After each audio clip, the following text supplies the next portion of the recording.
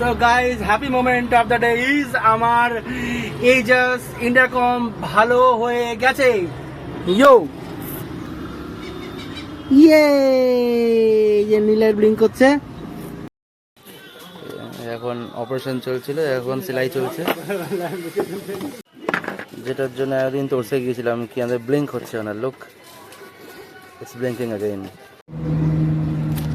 So guys, happy moment of the day is আমার Aegis Intercom ভালো হয়ে গেছে। Yo! এই যে Aegis, এই অন প্রেস করলাম। ইয়ে! যে নীলের ব্লিঙ্ক করছে। এই হচ্ছে আমার Aegis এর ইন্টারকম। ওই দেখো ব্লিঙ্ক করছে ওখানে। আমার এই ফোনের সঙ্গে কানেক্ট করব, ব্লুটুথ কানেক্টিভিটি V6 Pro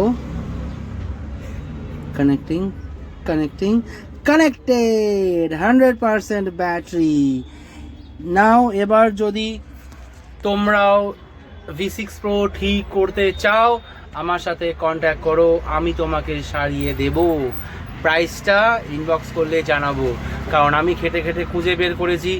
তো ফায়দা মিলনা চাইয়ে চোখ সাপার। টাকা খুব বেশি লাগবে না, কথা দিলাম। আগে ছিল 850 mAh ব্যাটারি, যেটা এরকম ফুলে গিয়ে এরকম অবস্থা হয়ে গেছে, যার জন্য আমারটা স্টার্ট হচ্ছিল না। আর এখন লাগিয়েছি হচ্ছে 1500 mAh ব্যাটারি, যেটা আমি ছবি তুলতে পারিনি। ওই সময়টা আমি শিওর ছিলাম মধ্যে ঠিক হয়ে যাবে কিনা। তো ঠিক হওয়ার পর ভিডিওটা বানাচ্ছি আমি। তো আমাকে ভিডিও প্রুফ দিয়ে দেবো যে তোমার ইয়েতে ইন্টারকমে 1500 mAh ব্যাটারি লাগানো হচ্ছে।